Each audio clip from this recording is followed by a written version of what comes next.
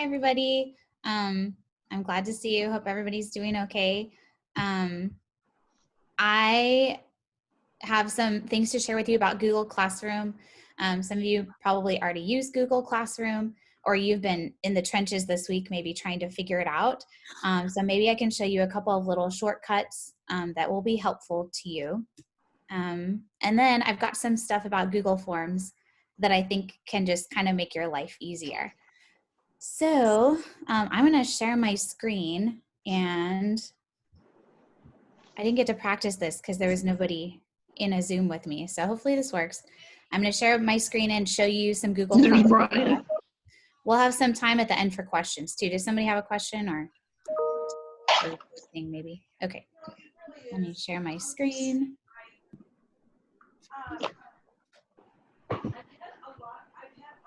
Okay.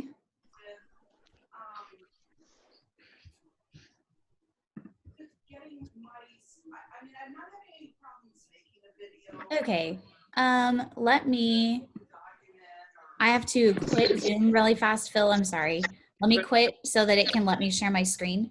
Okay. And then I will rejoin in just a second. Sounds good. Okay. I want to see Brian. There's Jordan.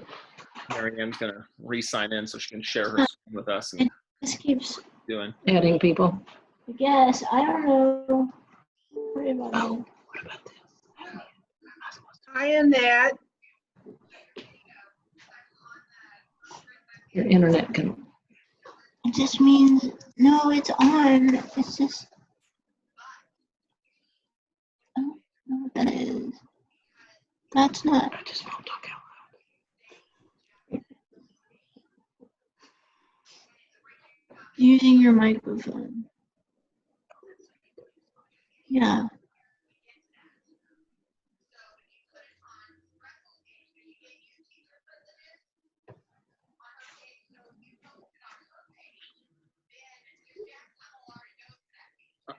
You're muted, Marianne.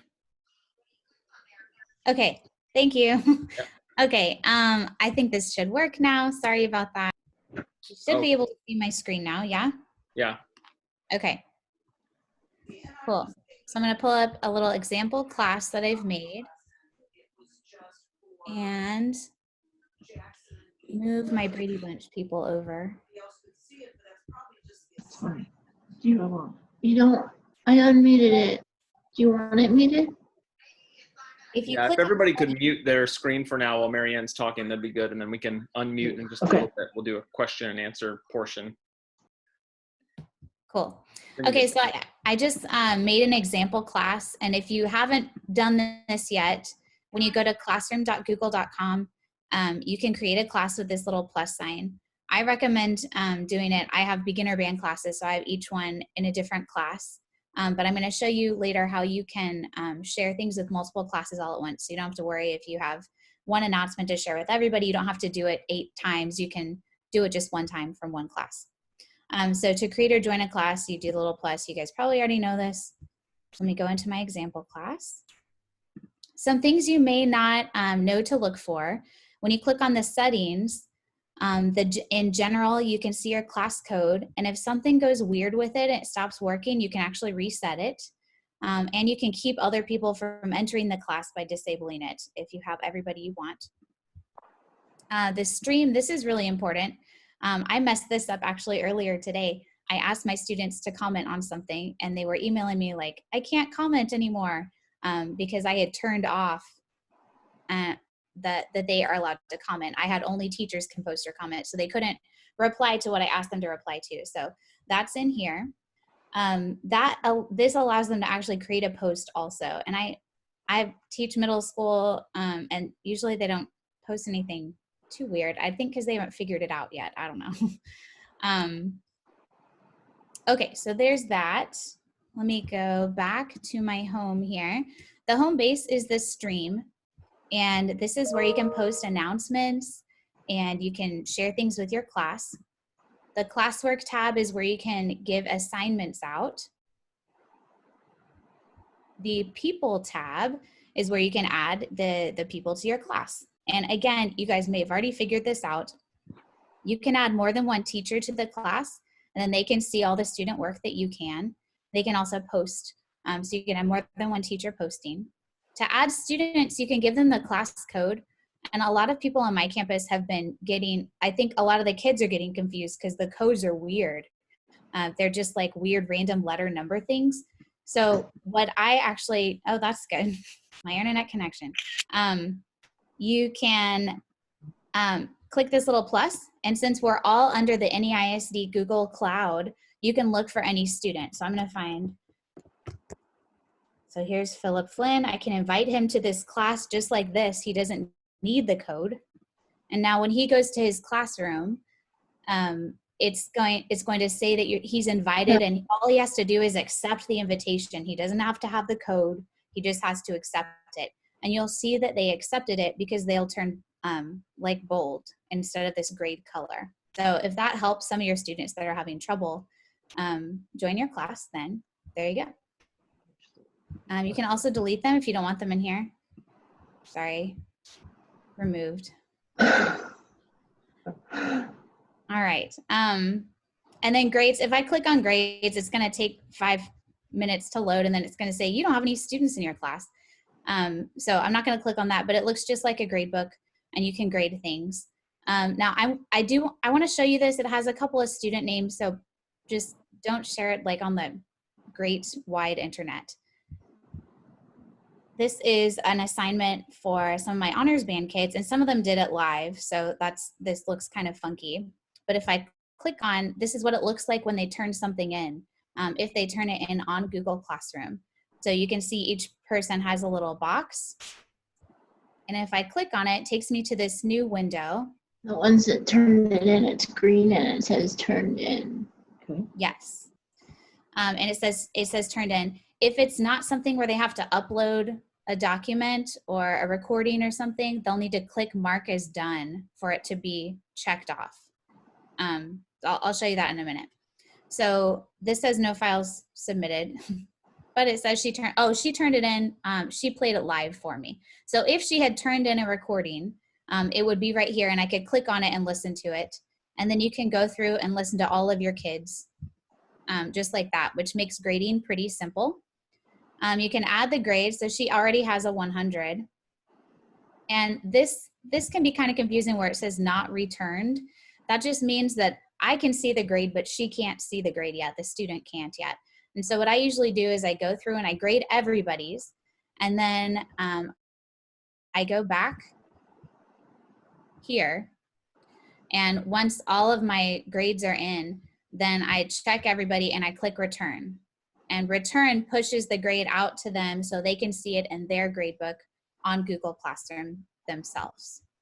It also sends them an email if they have that setting set up, but a lot of our kids, I guess it's changing now. They don't, my kids at least, don't usually check their school email, but I bet that they are checking it a lot more considering the situation that we're in.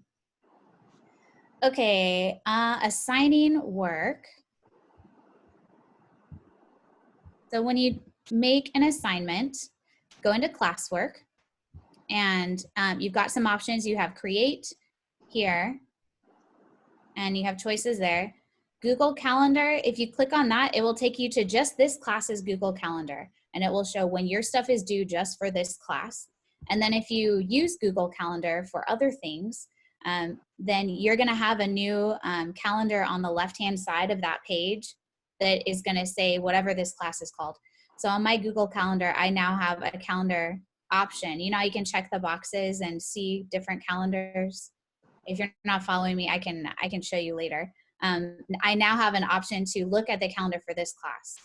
So if you click on this, it'll show you that calendar. The class drive folder is kind of confusing also because this is just for teachers to see. This is where student work will go because it has to go somewhere into your drive. So it will go into this class's drive folder. Oh. Google Classroom will also put anything you upload into this folder. And this is just for teachers, not for students. So you can't put stuff in here and then tell the students to find it there. So like if I put a flyer up on the stream, it will also go into the class drive folder. So if I want to see what things have I posted in this class over the year, I can go to the Drive folder and I can see all my flyers and all that stuff. Okay, but back to creating an assignment. I would highly recommend creating some topics because it just makes it look a little bit more organized. So I'm calling next week, week 2, because it's our week 2 of weirdness. So I'm gonna put all of my week 2 assignments under week 2, and that way it just looks a little bit nicer for them. Otherwise, it just makes a huge long list and can look a little bit overwhelming and confusing. Okay, good. So a basic assignment can do kind of the quiz thing also. So if you click on assignment, you can create your title and your instructions. You can assign it to every class or to half your classes or whatever, and only have to do this one time, which is really nice. If you have students who have special accommodations or whatever, and you're doing a special assignment for them, you can only assign it to those students. Your list of students will be right here also. If you're assigning something for just trumpets, you can give it to just the trumpet kids over here and choose that. I always do pick a due date and time, so we'll just do that. And then here's where you can pick your topic. So it's gonna go under week 2. And if you forgot to make your topic, you can create one right here. But if you don't put it under a topic, it just goes in the massive list of ambiguity. You can create a pretty good rubric in here also, and it is helpful with grading if you're doing something that you're going to do points with, but I don't know that we need to do that at this time. Okay, so you do your title. Oh my gosh, can't type. And then when you click add, you can add anything from your Google Drive to an assignment, literally anything you want that is inside the Google Drive. You can do a link to a website or something like musictheory.net. If you want to do an assignment on there, you can add the link here. And it shows up as a little box for them to click on. You can add a file that is from your computer, not necessarily Google Drive. And then you can add a YouTube video. So for the link, you could do a Google form also. And that's what I've been doing this week. I've been trying to keep it really simple for our students who are going through these massive changes. So I've been trying to just do the link. And I'll show you how to add a link in a second with Google Forms. There's another kind of assignment you can do, and it will show up as a draft until you assign it. So if you make it and you're not sure if you like it, whatever, you can do that. And then you can always edit or delete it. Okay, let me show you. This is probably a good one for our situation now also. You can ask a question. What is your favorite?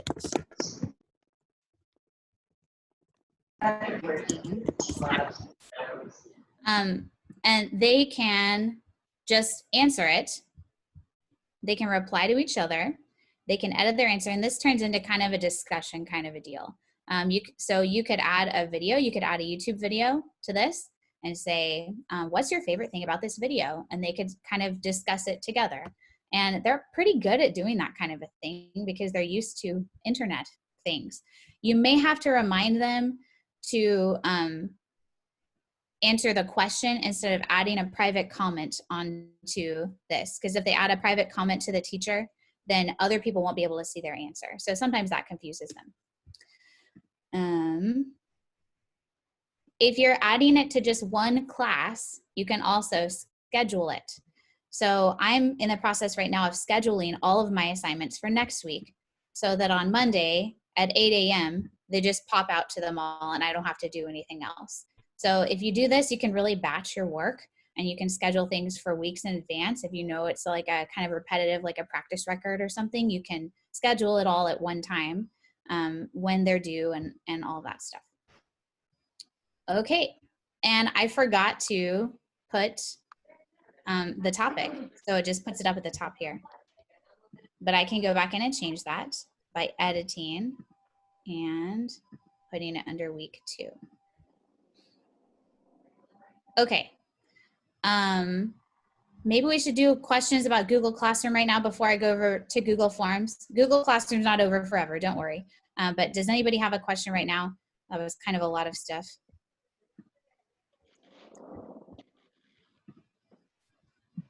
I do. This is Melissa French. Hi. Hey, so I've had trouble. I use this quite a bit. One thing I've had trouble with is when I schedule an assignment for everybody, but then I have to go in and edit it. It will only edit under the class that I'm in. Yes, that's kind of a, sorry. Okay. Yeah. All right. I just wanted to make sure I wasn't missing I don't have a good something. fix for that. Okay. Yeah. Okay. That's what I would do too, is just go in and edit it for everybody. And there's not a way to mass delete either. So Okay.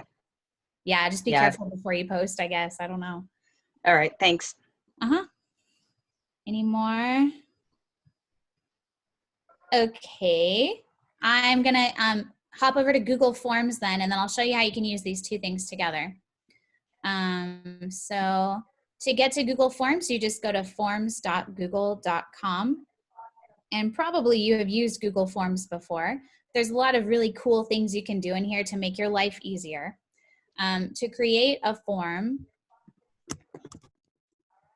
forms.google.com, and you can start a new form. And it has some templates for you too, but I usually just start from blank. And I started one here. Since all the UIL things and everything are canceled, we're gonna do a little solo competition. And so here's just a little kind of example of a form that I would use. Even if you're assigning a Google form to students in Google Classroom, you need to, let me make this bigger, sorry.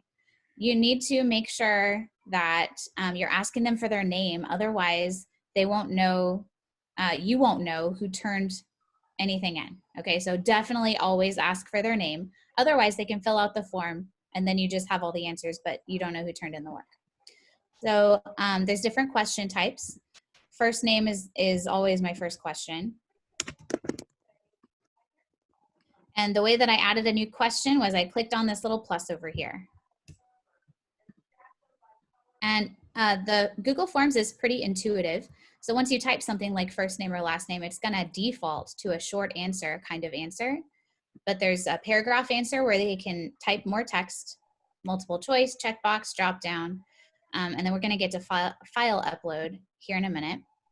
And then anything you really need from them, I would require. And that way they cannot turn in the form until they have answered that question.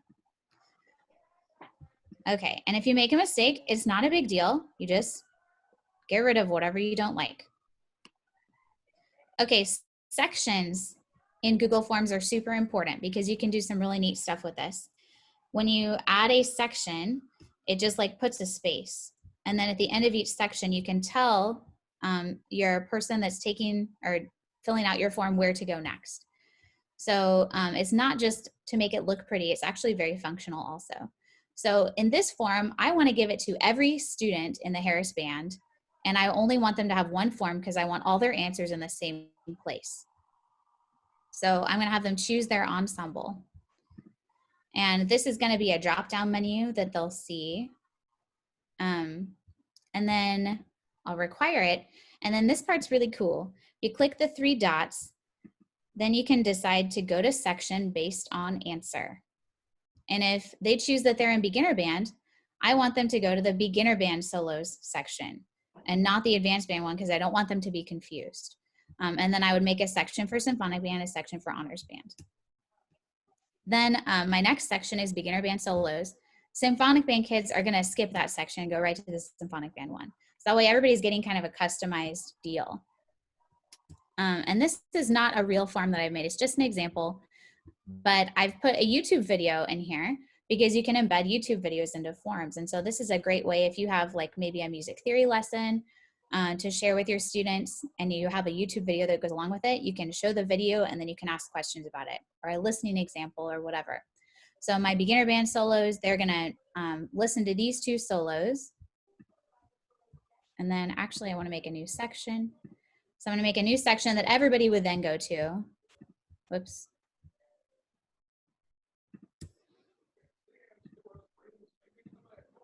Okay, good thing this is just an example. This section is going to be recording submission. And everybody will go to this section, recording submission, at the end. And my Brady Bunch is in the way. There we go. Okay. So everybody, after they finish listening to their solos, are going to go to recording submission. And if I add a question here, I can say submit your recording here. And the answer type is going to be a file upload.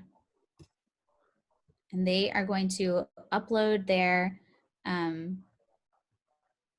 audio file or video file into the drive. So this will go into my Google Drive, and it tells you that because sometimes this can take up a lot of space. Okay, and this looks complicated, but it's really not. I'm going to allow only specific file types, no images. Oh my gosh. Audio and video only. I only want them to upload one file, and I'm going to go ahead and say 1 gigabyte because there's no way, hopefully, that they would have a file bigger than that.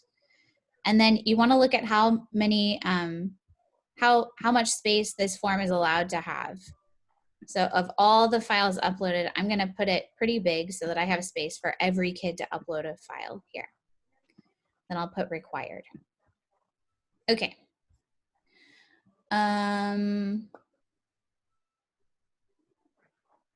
Let me show you a couple of other forms, because with Google Forms, once you learn how to do some of these cool things, you can really get creative. So here's a listening Google form that I've shared with my students. They choose their instrument, and then if they choose flute, then they're going to hear a flute example video. If they choose trumpet, they're going to hear the brass video of the week.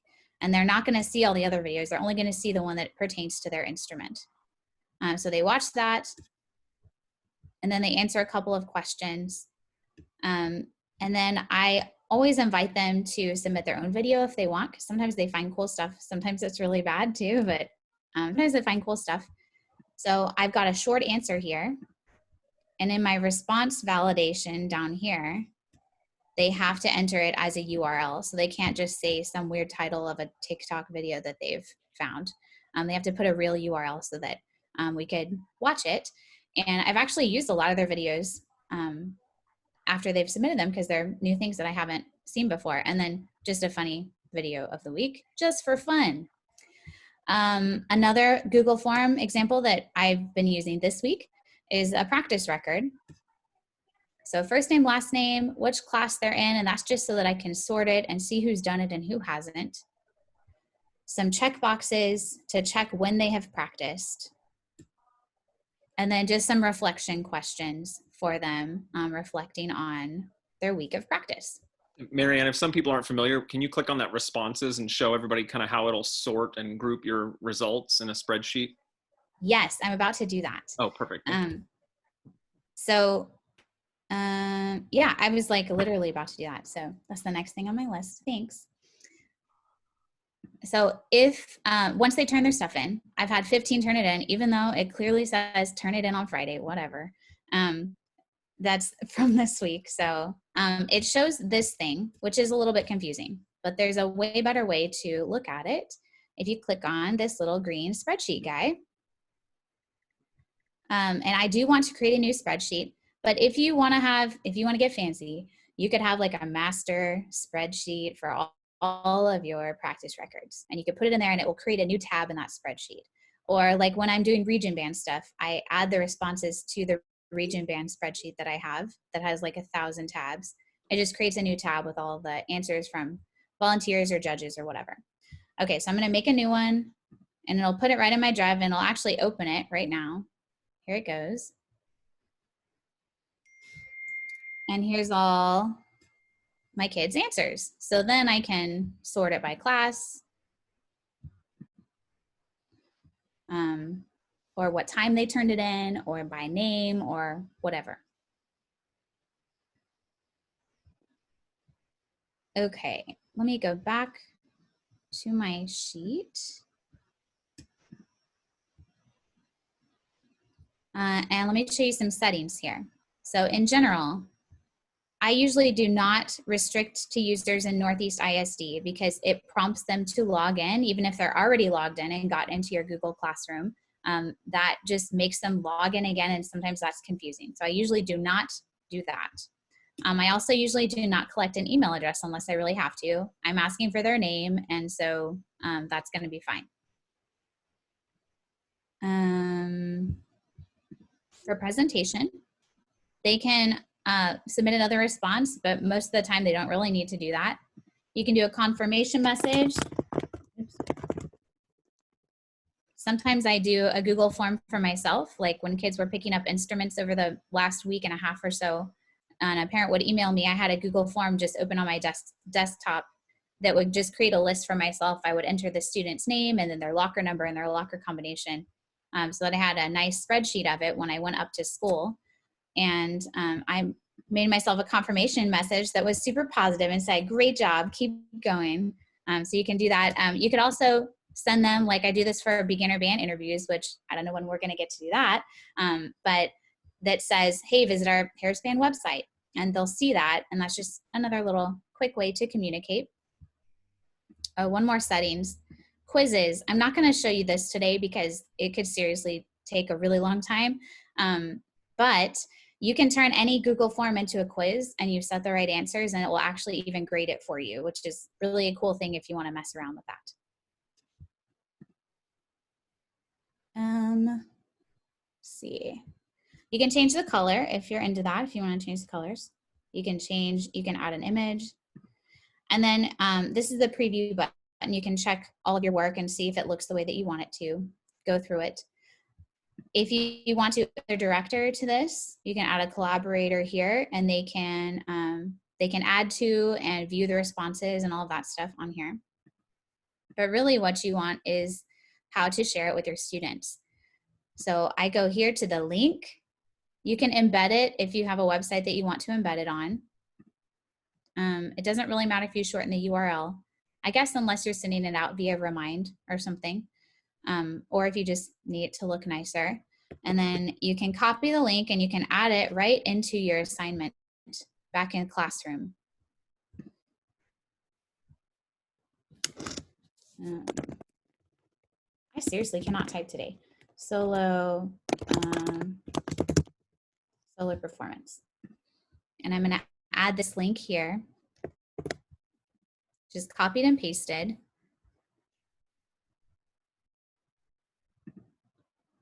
And now it will take them, looks like it may take you to a sign-in page first. Nope, it's taking me right to the form. So they can get to it from here, from Classroom. Now, it's not gonna send their answers to the Classroom. It's gonna send your answers to the spreadsheet that we looked at. So when they finish it, you need to tell them to mark it as done. So up here where it says assign for you as a teacher, they will have something that says add or create. So they can add an attachment or create something like a document. They'll also have a button that says mark as done. And so when they click that, it will show up as green. We were talking about that earlier in the grade book. It will show up as green that they have completed the assignment. And then you can see on your spreadsheet what they have submitted. To make this a low-tech assignment, to make any kind of a Google form a low-tech assignment, I'm gonna go to my practice record here. And I'm just going to, I'm on a Mac right now, but Control P or Command P to print this screen.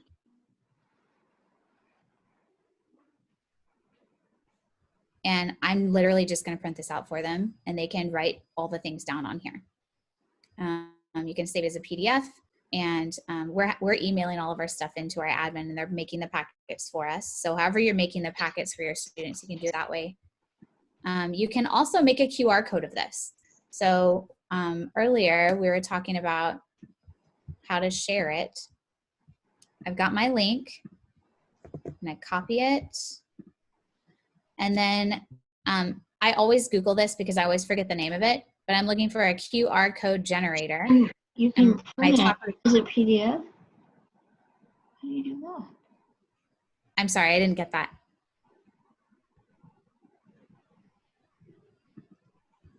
Okay. If you want to make a QR code generator is what I usually Google. And then all I need is the link to that form. So I'm going to enter my link here, and it's going to make me a little QR code over here. You can download it, and it will save it. It's like an image file. And what I have done with it is I've put it into a Google document like this. So my students who maybe can't access Google Classroom but have a smartphone and could watch a YouTube video from a Google form can still access this work from home a little bit more easily. Okay, let's see. I think I got to the bottom of my list. Let's see who has questions. Anybody? Marianne, this is Molly. Can you show us how to embed a YouTube video into the Google form? I know you said you could do that, but I'm not really sure how to do that. I can absolutely do that. Let me share my screen again.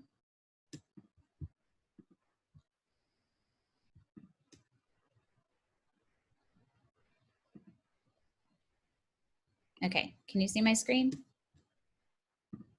Yes, okay. Yes. I don't know where here. Whoa. Okay, yes, let's go here. Let me find a video really fast. I found dance song earlier. I didn't know this was on here, you guys. So if you're using those festival solos books, a lot of them are on YouTube. I know my kids have found them before, but that was kind of cool. I'm definitely going to share this video with them. So all you need to share a YouTube video on Google Forms is the URL up here. You don't need like the share embed code from YouTube. So I'm going to copy the URL.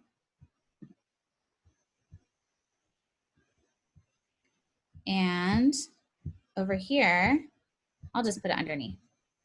You click on the little play button here, and you can search for a video in this, but I have found that it takes a long time for it to load. It's much faster for me to just open a new tab and go to YouTube, and then just paste my URL here. Oh, it doesn't like it. I must have copied the wrong thing.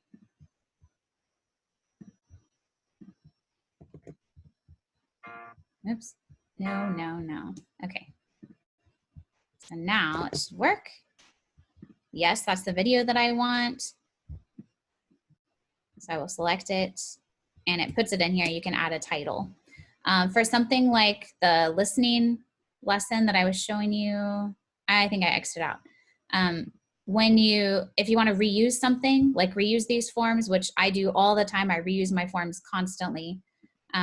You can make a copy for the next week. Just make a new copy for it, and then all of your settings are still there. But if you want to change the video, you select the video, and then you've got your 3 dots here, and you change the video, and you just add a new URL.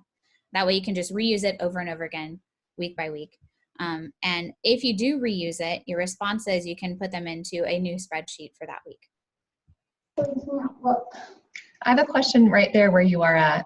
Yeah. So if I click on in the responses, the Excel little thing, that's like, let's say not all of my kids have responded so far. Do I have to keep clicking that, or it's not going to be like live? It will be live. It's magic. It'll just add them into your spreadsheet. Oh, really cool. So yeah. If I just have that open on my computer, it will populate kids who are responding. Yes. Got it. Awesome. Thank you.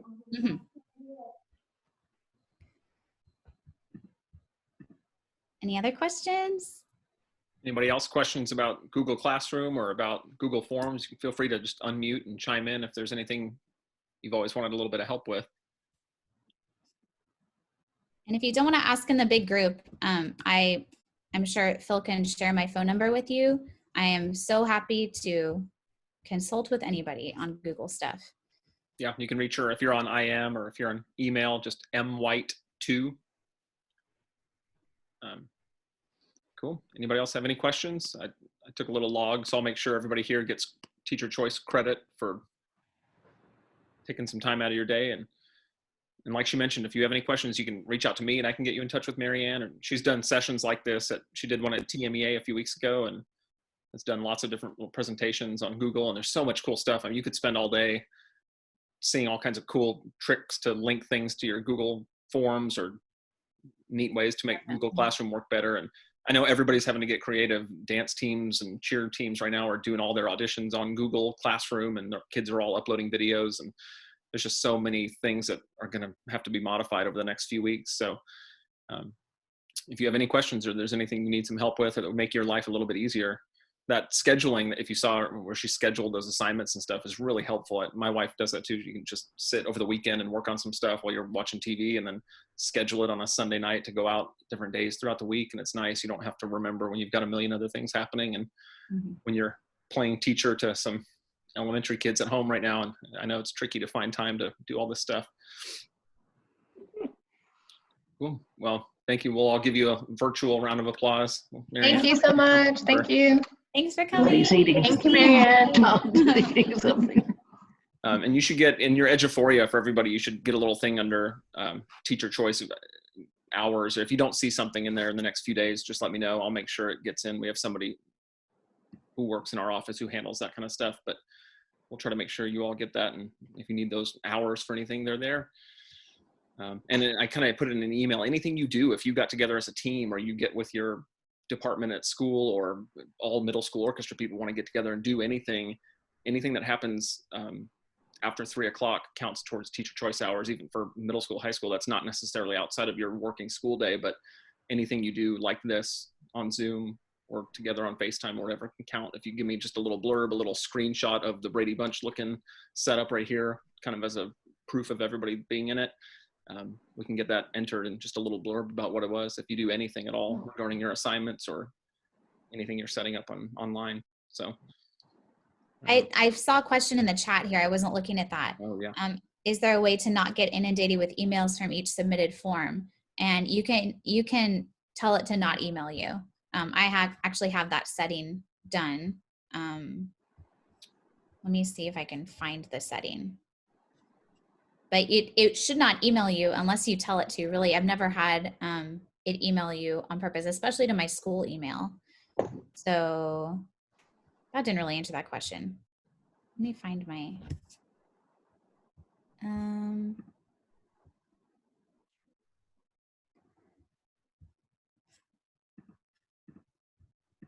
yeah, I don't, who is getting emails every time somebody submits something in a form? I'm not getting emails. I'm getting like the questions when they ask me a question or comment on a question. Oh, on Sending me Google an email. Classroom. Yes. Yes, not from a form. Okay. Yeah, I know how to do that. Hang on. I can do this. Let me share my screen one more time. If you want to stick around. If not, it's cool. Oh my gosh. When you're sharing your screen, if you have not experienced this, the Brady Bunch takes over everything. Okay. In your class settings, should be in here. I think Marianne, up at the top, if you go to view options, you can do side-by-side mode, and then you can shrink the Brady Bunch down to one side and you can see most of your screen. I think I've got y'all shrunk right here. That's good. I don't know. I'm not really sure what you guys can see. Okay, hang on. I definitely have seen this setting, and that is annoying. And I have it on my phone too, and it like gives me a push notification every time. I don't even know the names of these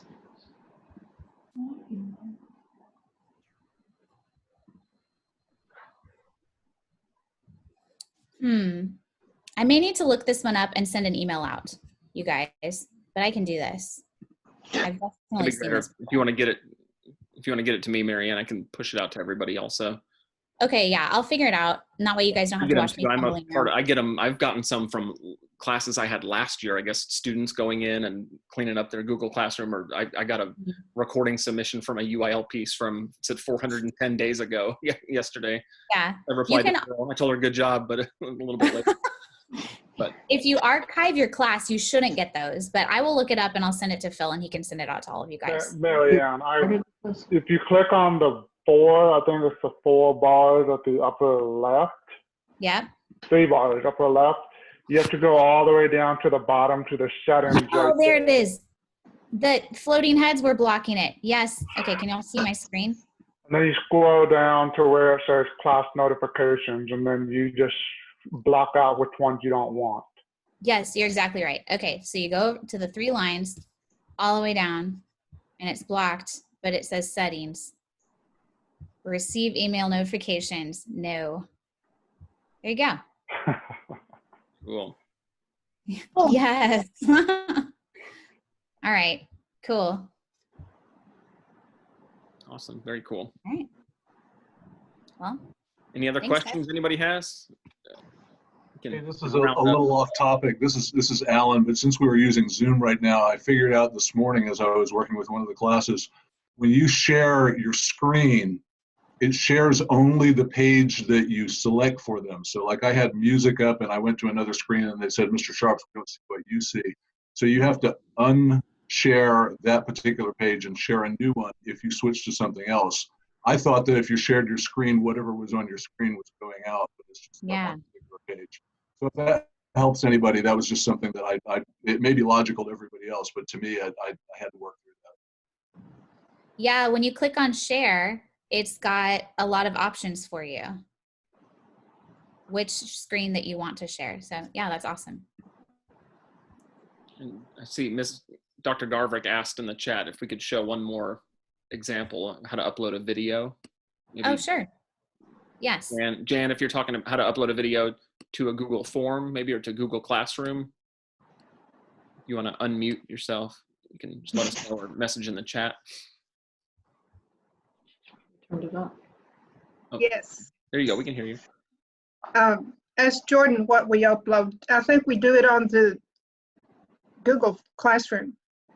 Put a video on there? Yes. Or Sure. the Google form. Yes, on the Google form. Okay. Yeah, let me share my screen. And anybody else, if you need to take off, I've got the log here. I've got it ready to submit. Anybody who was here, round up. Everybody will count for the whole hour. So if you need to take off, feel free. We won't hurt anybody's feelings, but you're also welcome to hang out as long as you need to. Okay, so in a form, right? Yes. You need to have the YouTube link. So Okay. find the video that you want, and Okay. then you copy the So, link. why don't you do this piano player over here on the right? Okay. Okay. Yeah. I don't know why this happens. Okay. So now we want to share this with our students. So we're going to select the URL at the top, and you can Command C or Control C, or you could right click, copy, and then into my form, I click on this little guy, add video, and I paste it here. And then it will find it, then select, and it'll pop it in there. Okay. Select. Did you see it? Yeah, it's on when after you load it, and then you put it in there, and then it highlights it, Oh, and then you select. go. And it's at the bottom, down on the bottom left, select, and I'll put it in. Now he's in there a bunch. Okay. Thank right. you. You're welcome.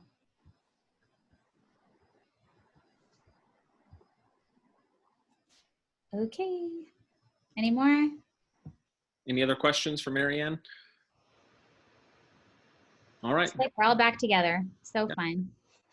Yeah, it is really. It's nice seeing everybody. It's just Yeah. some people, I bet this is your only adult interaction of the day. With quarantine happening. So Okay. Well, thanks, guys.